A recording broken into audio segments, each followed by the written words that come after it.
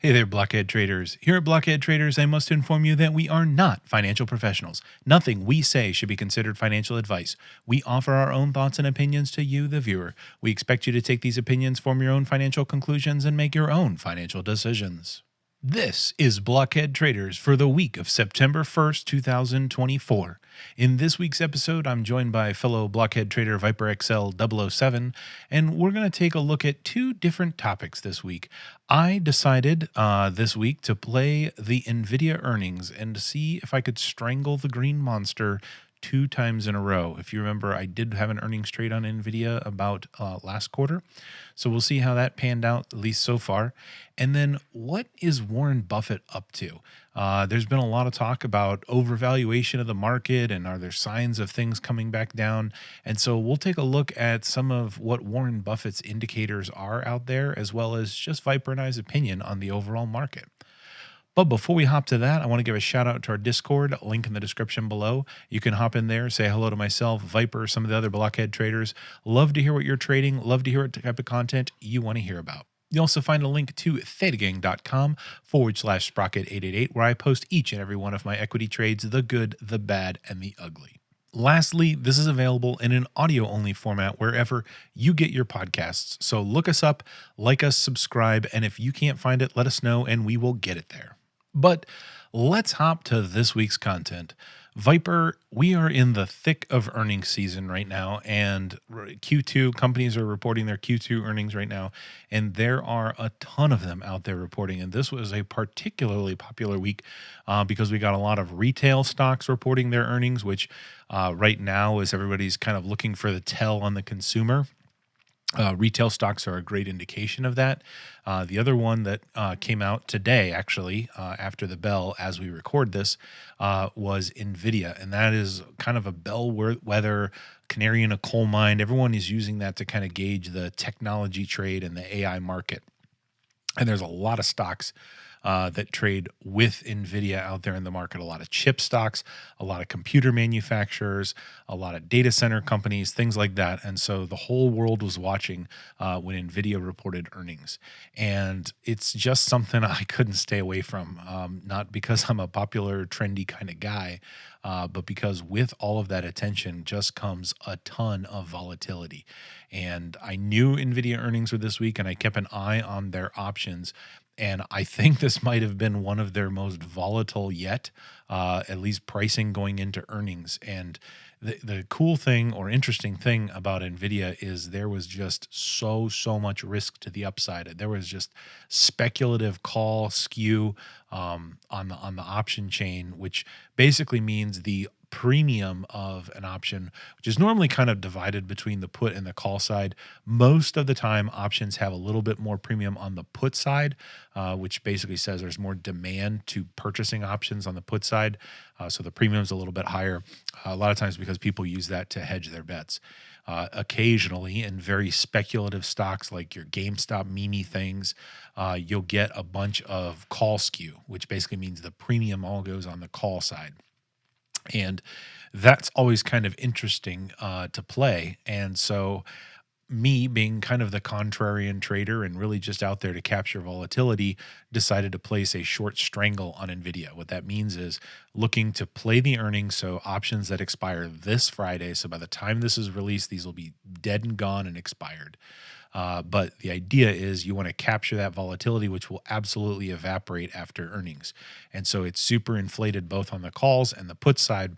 And so I went out there and sold both a put and a call, which basically says, I believe that the NVIDIA stock, it might move, might bounce around a lot, but generally it's going to be within the expected move. And the reason I try to pick that on very extended volatility is because expected move just gets so wide.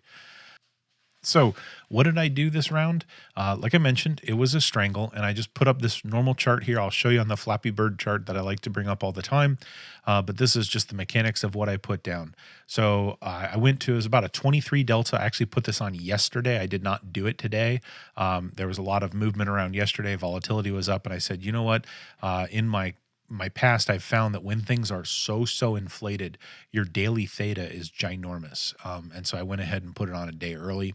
I was short the 115 put, and I was short the 140 call, which basically says, hey, I think it's going to stay above 115, but it's above 115, and it's also going to stay below 140. And I can roll, or if I get breached, I can bring up the other side. There's a lot of management techniques I can use on this. But the point is, this was a 23 delta, which is pretty far out there. It expired this week, so not a lot of time to expiration. Pretty far out there in deltas, and I was able to collect $4.75 a contract for these, which is pretty crazy high premium for an underlying that was probably trading around 125, 127, I think, when I put this on, maybe 128. So I basically collected $950 in premium because I did 2 contracts. That took a buying power of about 3.6K, $3,600. And so divide that out, 950 divided by 3,600 gives me a return on capital if we stay in these markers after earnings of almost 27% return on capital. So what happened to NVIDIA? Where did NVIDIA go? As I mentioned, they were reporting after the bell today. So if we kind of slide on over to our Flappy Bird chart, I've went ahead and I've populated this right here. So the beginning of the red box here is where I opened the trade. The end of the red box is basically where it expires. And anything between that red box is 100% pure profit. Now, there's a graded scale as you get down into the red box before I go into losses. But again, it's really not a loss per se, because going into naked options, I have to be okay with assignment, and I'm okay to go long with NVIDIA under $115 a share. And I'm okay shorting NVIDIA above $140 a share. Because this is a big elastic move. I'm going to look for a return to a mean. And so, yep, this is after earnings. They disappointed, actually. So disappointed means investors weren't happy with some of the guide and stuff that they were posting up. They had good numbers. But yeah, we wicked down. We touched the very top of this box. We'll see what happens tomorrow. Historically, what has happened with a lot of NVIDIA earnings is you can even get a shock to the downside, but as it opens up, you'll start getting buyers pouring in. Sure, could we get a sell-off tomorrow? Yeah, everything's fragile. Who knows? But right now, I'm sitting pretty in that hey diddle diddle right down the middle. It is a little bit biased to the low side, but we hit that 115 and we kind of recovered after hours off of that. So we'll see what happens there.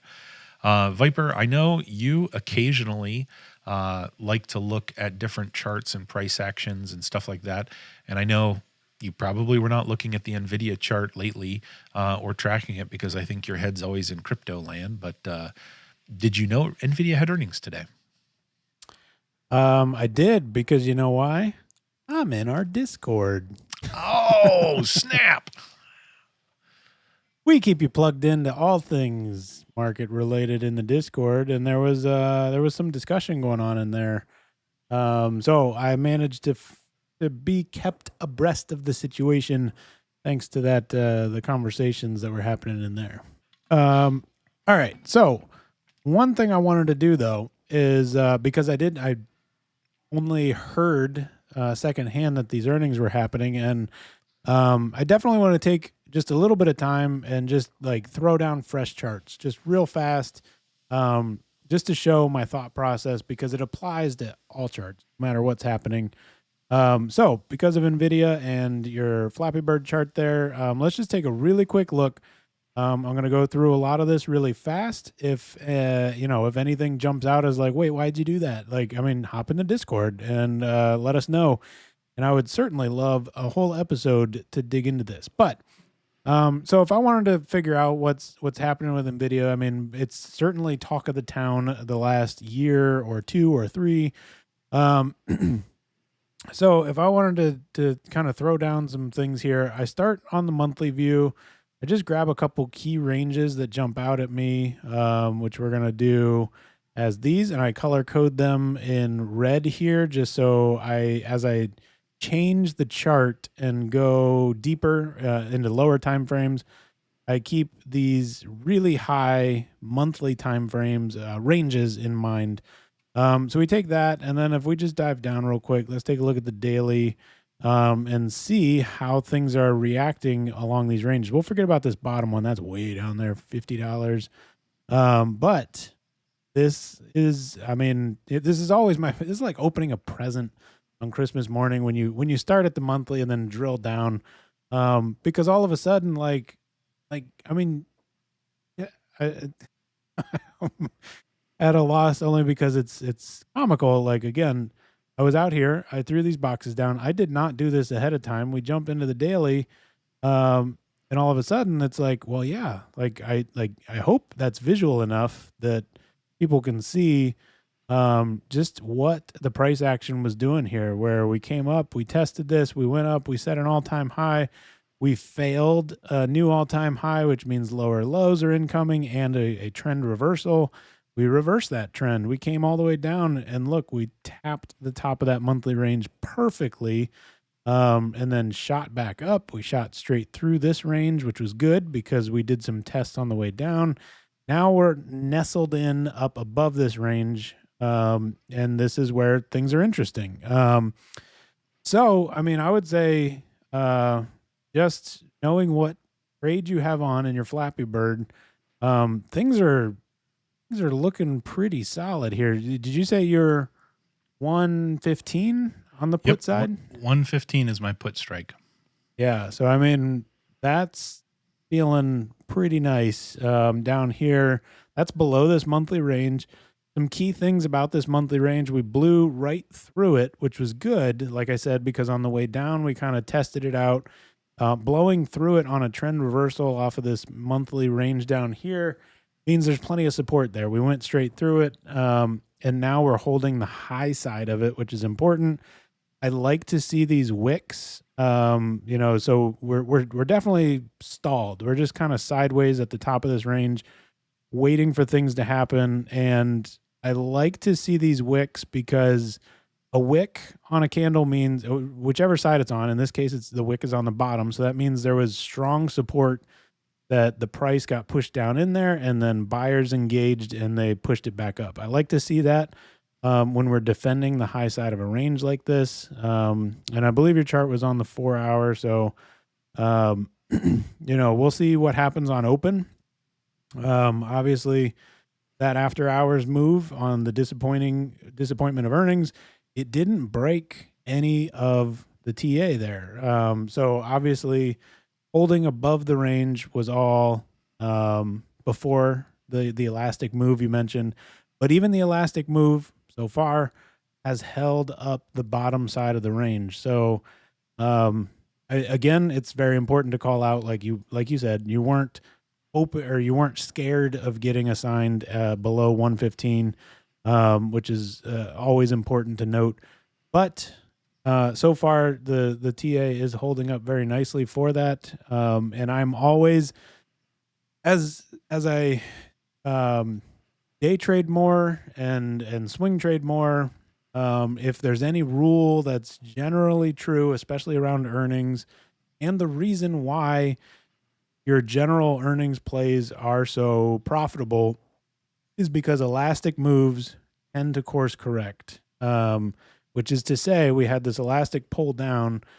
Nothing's guaranteed, but I would say that the odds are in favor of an open snapping, definitely not always snapping all the way back, but certainly pulling back in up here and just continuing to sail, in my very non-expert opinion, through the middle of that range there. Anything's possible though, but I think I like the situation, especially because of the confirmed reversal here on the downside.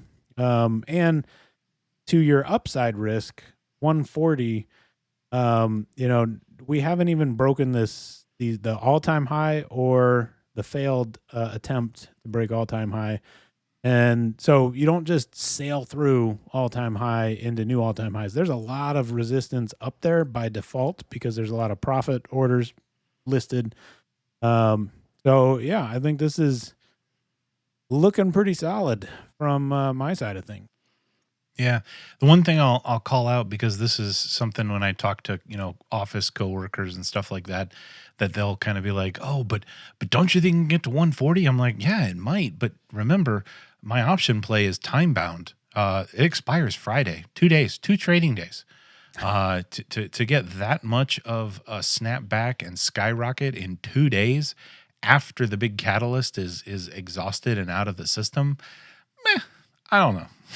Yeah. No, I completely agree. And that was certainly for those maybe new or not fully aware of what your options strategy usually is around earnings and how reliant it is on that volatility crush to be as dramatic as possible. That volatility crushes for a reason, which means it is not likely to continue.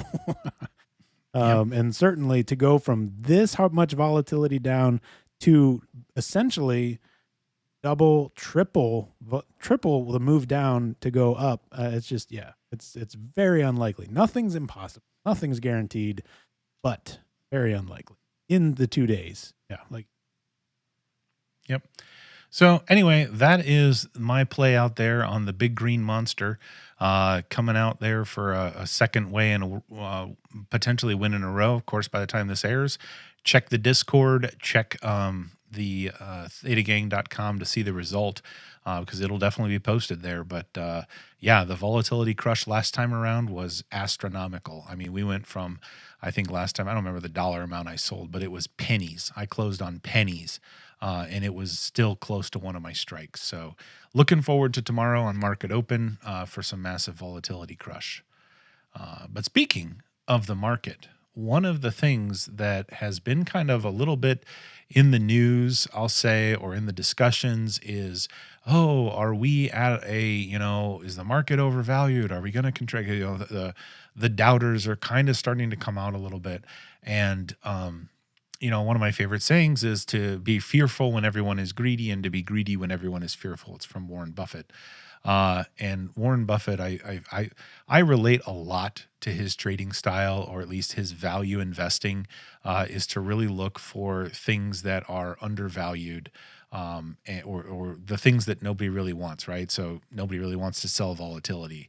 I'm looking at kind of those plays, but there is a thing called the Buffett index. And I wanted to bring this up because, it's just another indicator. It's a little oogala boogala or things like that. But it's kind of an interesting thing. So Warren Buffett came out with this, I believe in the early 2000s, or at least published it. I don't know if it's something that he had tracked previous to that or things. And he's basically saying, hey, the best way to judge a particular economy or economic condition or market valuation is to take the totality of that particular market and divide it by that country's GDP, or gross domestic product. And that will kind of tell you how that is relative, some percentage value.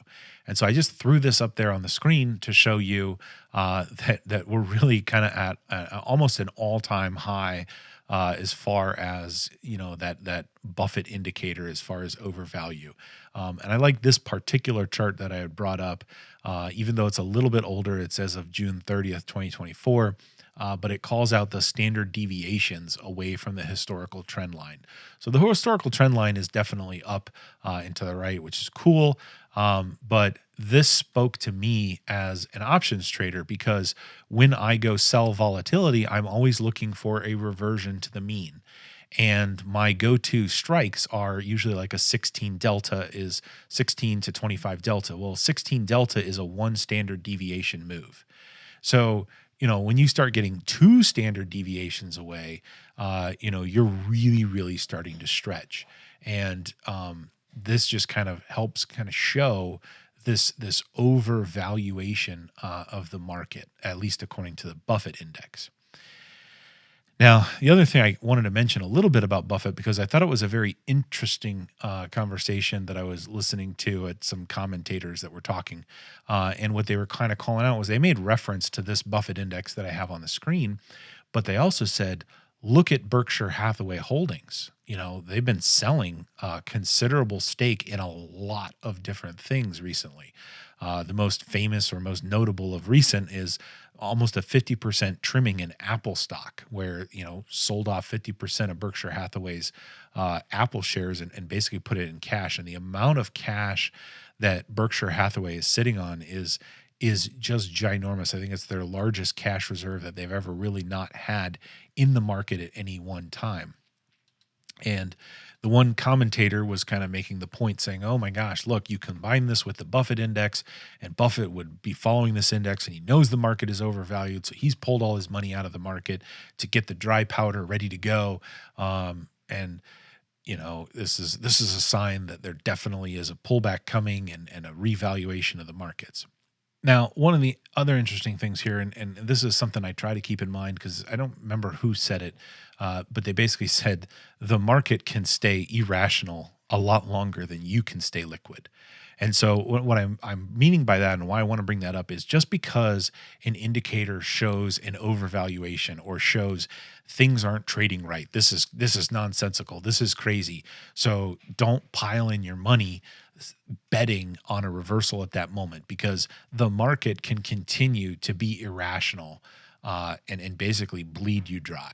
And so what I mean is, don't look at this and say, oh yes, if Buffett is selling his shares and the Buffett index is this, I'm going to go all in and short the market.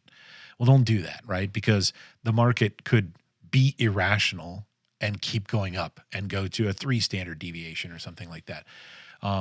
So it's good to keep that in context. But the interesting counterpoint that the other commentator had brought up is, and I never really considered this or thought about it till he said it, but he said, well, okay, that's all fine and well and good, and that might be true, but let's remember, Warren Buffett he's getting old. Like, he knows his time in this world is going to be, no one lives forever. I don't know, he's not quite over 100, but he's up there in his upper mid to upper 90s, I believe.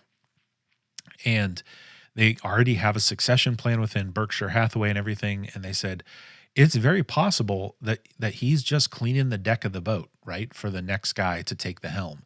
Because think of the legacy that Warren Buffett has and the legend that everybody has, and then you're the guy that takes over for Warren Buffett, and your first order of business is to start selling off some of Buffett's shares because you think maybe there's a market opportunity or things like that.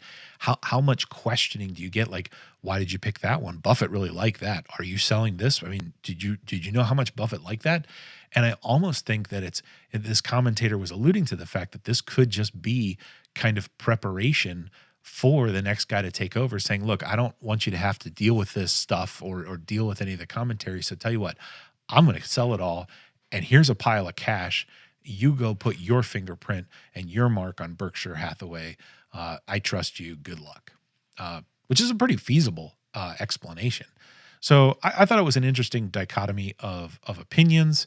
Viper, I don't know, if you have much of a thought on market sentiment these days, or I've given up on market sentiment personally. I just go for volatility and trade it. But any thoughts on markets?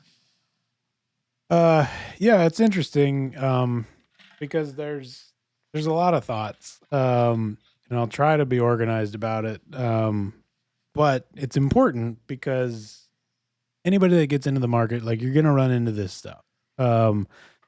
Being currently primarily in the crypto market, like, it is this times 1,000 over there because, I've said it before. I've said it a million times. I'll continue to say it for at least the next 5 or 10 or maybe even 15 years. But, and I say this very as a cautionary warning to anybody that wants to dip their toes in the crypto market. Like, that market is what I call the most manipulated market that humanity has ever seen.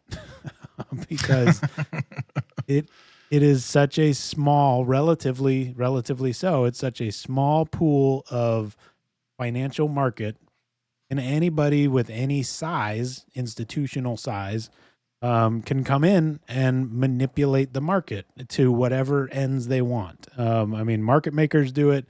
Market makers do it in equities, all that kind of stuff. So I say all of that obviously as a huge warning of like, just yeah. But I also say it because that also leads to a lot of this same type of conversation where people are like, well, Binance just moved $1 billion worth of Bitcoin to this wallet address. What are they going to do? They're going to dump it. I'm going to short it. And, and there's all these similar conversations happening of like trying to outsmart the way the market moves and the way people move the market. And I feel like there's at least some similar parallels here. I'm not saying that Warren is in any way trying to manipulate the market or anything like that, but it's the narrative that forms around it and the way it's easy to get lost in those narratives. And kind of like you were saying, Sprocket, like you put all of these dots together and then you're like, that's it. I'm going to go short and I'm going to short everything because it's going to happen. I connected these dots. And in reality, all you did was seek confirmation bias because you wanted to short the market. And it's always going to end poorly for you because you will not ever outsmart the market. And that's why we really harp on having a strategy that has data behind it, that you track your wins and loss ratio, that you put the odds in your favor truly and statistically, because you just never know. And I mean, I was having this conversation with somebody in one of the crypto markets of like, oh, well, this is lining up and this is going to happen and rates are going to get cut and all this. And I think we're going to get some tomfoolery and somebody's going to go in and hunt liquidations. And so I'm going to wait. And I'm like, well, first of all, there's nothing like everything that was laid out technically probably going to happen. Tomfoolery, of manipulation. But you know what? I can't put a deterministic stamp of repeatability on trying to play that narrative. So what do? Stop losses, risk mitigation. If somebody goes and the chart's doing one thing and then somebody comes in and they want to flip the chart and go force some liquidations, I'm not going to be one of them because I'm going to have a stop loss in place and it's just going to cut me out of the equation real quick. So I say that because I see what people are saying. Like, I mean, and going back over to equities and Warren land, I know that when he cashed up a lot of that cash, like as the speculation hit everywhere, it hit equities, it hit the crypto world of like, massive market crash is incoming. And that could be, I think that's also given, I mean, Warren Buffett is certainly one of the best performing investors of all time, certainly been around long enough for it. But he himself will regularly acknowledge that he's not doing anything crazy or, super smart or anything like that. He's doing things consistently, and planned out and calculated things that anybody can do. So I don't think that he has some secret drop on the market. Certainly he has his finger on the pulse, being as large of an investment firm as he represents. But I think that's giving him a little too much credit to think that the mother of all crashes is inbound. So I would certainly say that I lean on the side of the secession plan, and that actually, I mean, that's the first that I had heard of that theory, and that makes a lot of sense to me because, like you were just saying, that's a massive transition of power and leadership for Berkshire. So that would make sense of like, hey, I want you to be able to do whatever you want with it or whatever. But tying it all back together, this is why I personally find PATA, price action, technical analysis to be so crucial for my particular trading strategy, my particular style, because I have yet to ever see a massive crash, counting COVID, counting the pandemic, counting the bear market, 2021, 2022, as we went down there. I've rewound the chart, going back to the housing market crash, going back to anywhere in the chart. I have yet to find a massive market dump that didn't have a price action failure leading into it. Which, when I was looking at the NVIDIA chart, I kind of alluded to that when you see a trend reversal. And so that in and of itself is a type of mitigation. If I see that trend reversal, I'm not going to be longing the market. I'm going to be playing the current direction and whatnot. So, not saying it's bulletproof, because it's certainly not. Again, stranger things have happened, and the market will remain irrational far longer than you can stay liquid. But just some things to consider, and kind of how I move about these waters, because it is very noisy with all the narratives, all of the conspiracies, but not in necessarily a bad way. Just like I said, trying to be cute and outsmart different things. But I can promise you, whatever machination you can come up with, somebody is doing it 10 times better than you ever could. So, so risk mitigate, have a strategy you can track. And all of this stuff just becomes interesting noise. I mean, it is interesting, but it doesn't, at the end of the day, as one of our Discord members said, because I enjoy this. Like, I will regularly go off the rails on just waxing poetic on these sort of things. And one of our Discord members will kind of cut the reality check, and he'll be like, all right, hold on a second. Everything you just said, how can you use that to make a move? How do you use that to make money? Or how do you use that to inform your trade? Well, I don't. He's like, okay, then I don't care about it. It's noise. It doesn't matter. News is noise. So yeah, take from that whatever you will. But that's definitely kind of how I view the market, how I contextualize a lot of this stuff. And I try to stay grounded to those fundamentals of what works for me and my trading. Yeah, 100% Viper. Well said there. That brings us to the end of this week's episode. Hope you kind of enjoyed just a little touch on the earnings and NVIDIA and the power of volatility.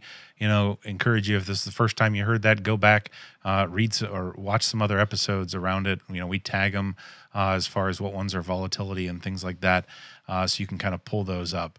As along Viper's lines there, trade for you, find what works for you. And, don't try to compete with, other people in the market, because really only compete with yourself. Find out what works for you. What are you happy with? Don't worry that the guy on Twitter is out there talking about his 500% gain that he just had. Don't try to chase that stuff. First of all, you can't validate whether or not it's actually legit. Second of all, chasing and trying to mimic somebody's style, it's just not going to end well in the end. And really just kind of go to those core fundamentals. What is it? What do you get interested in, and track it? Be methodical about it. Be systematic about it. Like we mentioned, Buffett isn't some amazing person with a leg up and an inside scoop on everything. I think he just found a strategy that he could relate to, that he could get excited about. He refined it.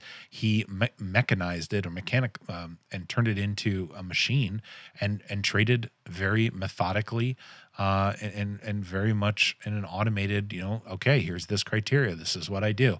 This is what I do. This is my playbook that works. And I think that's important. And there, you heard it from the two most important rambling voices on the whole entire internet, right here, Viper and Sprocket. We got you back. See? But anyway, there's a lot going on in the market. There's still more earnings left. There's still volatility up ahead, quite a bit, especially going into election season, where you get lots of pushes and pulls and this, that. We got tensions overseas with the Middle East, and all of these things can ignite different catalysts in the market and bring volatility. And with volatility comes sharp moves, whether or not you're like me and you're selling volatility, or maybe you're watching the price action and the technical analysis, and you're going to basically play the charts, and you're going to pull those high volatile names, look for those signals in the charts as far as levels, confirmations, and play that with stock, long, short, whatever it is. Hopefully you're met with success out there. Hopefully you celebrate your wins, track your wins, track your losses, track your record, and just have fun out there and enjoy it. And remember, think outside the block.